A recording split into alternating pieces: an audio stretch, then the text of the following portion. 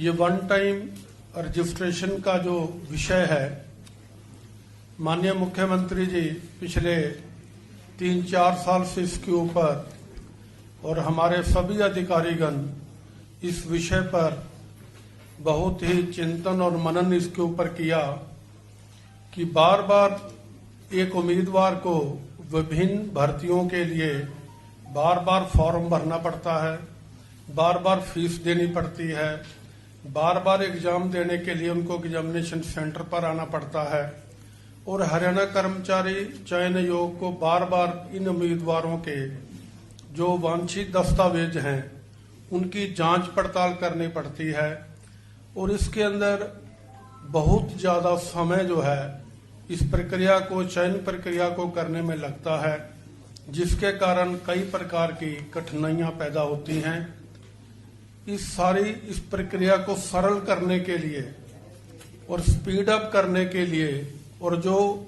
माननीय मुख्यमंत्री जी का और हरियाणा सरकार का एक मोटो है कि सभी नौकरियां योग्यता के आधार पर पारदर्शिता के अनुसार दी जाएं और जो पिछले 6 वर्षों में हमने ये करने का एक प्रयास किया है, उसको और स्पीड अप कैसे किया जाए, पारदर्शिता और जो योग्यता का मापदंड है इसको और भी स्ट्रेंथन कैसे किया जाए, इस विषय पर वन टाइम रजिस्ट्रेशन का जो पोर्टल है उसकी आज विधिवत जो है शुरुआत माननीय मुख्यमंत्री जी के कर कमलों से होगी। वन टाइम रजिस्ट्रेशन से मोटे तौर पर अभिप्राय ये है कि हरियाणा सरकार के अंदर जितनी भी ग्रुप सी और डी की नौकरियां हैं, आज के बाद सभी जो नौजवान युवा हैं, युवतियां हैं, हमारे बेटे और बेटियां हैं, उनको अगर ग्रुप सी और डी के अंदर नौकरी लेने की उनकी सरकारी में इच्छा है तो एक बार उनको रजिस्ट्रेशन करवाना होगा। एक बार रजिस्ट्रेशन करवाने के लिए उनको एक ही बार जनरल कैटेगरी के लिए 500 रुपए और आरक्षित वर्ग के लिए 250 रुपए की फीस एक बार ही अपने जीवन काल में जब तक वो नौकरी लेने के योग्य है केवल एक बार ही देनी पड़ेगी। इस पोर्टल के अंदर अपने आप को रजिस्ट्रेशन करवाने के लिए अभी हरियाणा सरकार ने जो एक बहुत ही अच्छा कदम उठाते हुए पीपीपी कार्ड, परिवार पहचान पत्र के नाम से जो कार्रवाई तकरीबन पूरी होने वाली है, जिसमें उसके परिवार का पूरा ब्यौरा है कि उसके परिवार में सदस्य कितने हैं, उनकी आयु क्या है, उनका व्यवसाय क्या है, इस प्रकार की पूरी जानकारी उसके अंदर रहेगी। और वो पीपीपी जो पहचान पत्र है उसका लिंक जो है इस पोर्टल के साथ रहेगा। जैसे ही वो उम्मीदवार अपना सभी वांछित जो भी उसकी क्वालिफिकेशन है और वो उसमें सारा डेटाबेस भरेगा तो तुरंत जो है उसके सामने पीपी कार्ड का जो है वो भी एक प्रकार से सारा ब्यौरा उसके सामने आ जाएगा, उसको वो चेक कर सकता है। अगर उसको कोई कठिनाई नजर आती है पीपी कार्ड के अंदर, अगर कोई और दस्तावेज हैं या कोई जानकारी उससे अलग है जो वो भर रहा है, तो सबसे पहले उसको पीपी कार्ड के अंदर जाके वहां जाके उसको करेक्ट करेगा और करेक्ट करने के बाद जब इस एप्लीकेशन को पूर्ण भर देगा, भरने के बाद पढ़ने के बाद उसको पूरी सत्यनिष्ठा से उसके ऊपर अपने हस्ताक्षर करेगा और उसको डाउनलोड करके अपलोड दोबारा करेगा तो उसको एक यूनिक आईडी नंबर प्राप्त होगा जो उसको जीवन भर जो है जब तक वो योग्यता है उसके अंदर नौकरी लेने की आयु के अनुसार, क्वालिफिकेशन के अनुसार ये उसके एक प्रकार से काम आएगा। और ये इसका प्रथम चरण है। दूसरा जो चरण है वो सीईटी है, कॉमन एंट्रेंस टेस्ट, जो कि केवल ग्रुप सी और डी के लिए अलग अलग से होगा। ग्रुप सी के और डी के लिए जो भी वर्ष में कम से कम एक बार करवाने का जो है हम प्रयास करेंगे, जैसा हरियाणा सरकार की ओर से हमें आदेश प्राप्त होगा। सीईटी के अंदर आने के बाद मान लीजिए ग्रुप सी के अंदर का एंट्रेंस टेस्ट लिया जाता है तो उसकी वैधता 3 वर्ष तक रहेगी। 3 वर्ष तक वो जो टेस्ट है उसका स्कोरिंग रहेगा और जैसे ही हरियाणा कर्मचारी चयन आयोग हरियाणा सरकार के किसी भी विभाग द्वारा, इदारे द्वारा किसी भी पोस्ट के लिए हमारे पास रिक्विजिशन आएगी, मान लीजिए पटवारी के लिए 500 पोस्ट के लिए आता है, तो उसके लिए जैसे ही हम उन सीईटी के अंदर ग्रुप सी के लिए जिन्होंने टेस्ट दिया है, तो उनका जो डाटा होगा, जो बेसिक क्वालिफिकेशन मान लीजिए 10+2 है, तो उसके अंदर जितने भी उम्मीदवार इच्छावान हैं उनको हम जो है यस करने के लिए अपने पोर्टल पर आमंत्रित करेंगे, और जो उसमें यस करेगा उसके हिसाब से जो उनका स्कोरिंग बनेगा उसके अंदर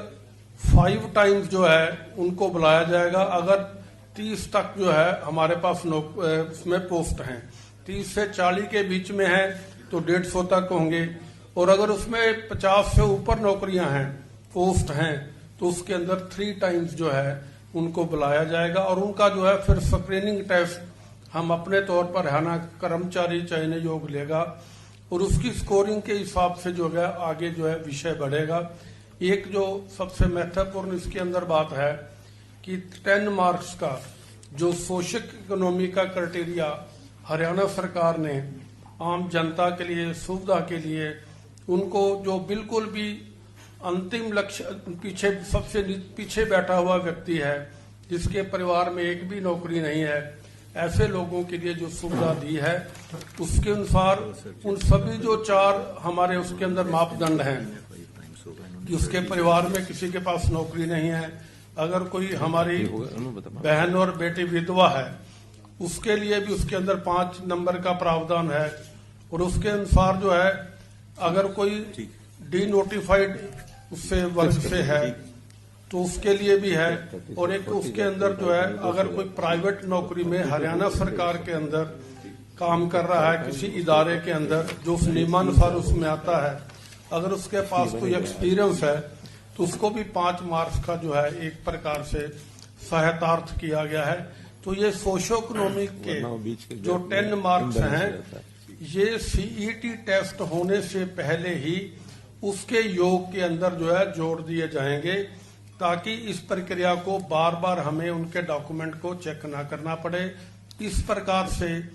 जब हम second test screening test group C का वर्ग अनुसार लेंगे तो उसके अंदर जो है उनका रिजल्ट जो है उनका सीईटी टेस्ट लेने के बाद जो भी उनका परिणाम आएगा मेरिट के अनुसार और पूरी पारदर्शिता से, जो हम जैसे हम पहले कर रहे हैं उसको और स्ट्रेंथन करते हुए इसको और भी आगे बढ़ाएंगे। इसी प्रकार से ग्रुप डी की प्रक्रिया रहेगी। मेरा कहने का अभिप्राय ये है, इससे क्या होगा कि अभी हमें जो 6 महीने से 1 साल का समय एक चयन प्रक्रिया को पूरा करने में लगता है, इसको हम ज्यादा से ज्यादा 6 महीने और इसमें हम 3 महीने के अंदर भी ये चयन प्रक्रिया को पूरा कर सकते हैं, ऐसा मेरा विश्वास है।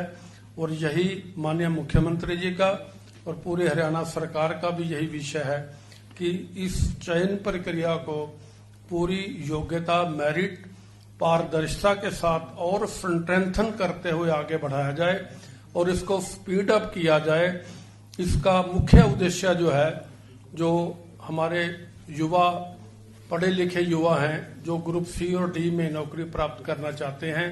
उनको कम से कम समय में एक ही बार फीस देकर, एक ही बार फॉर्म भरकर और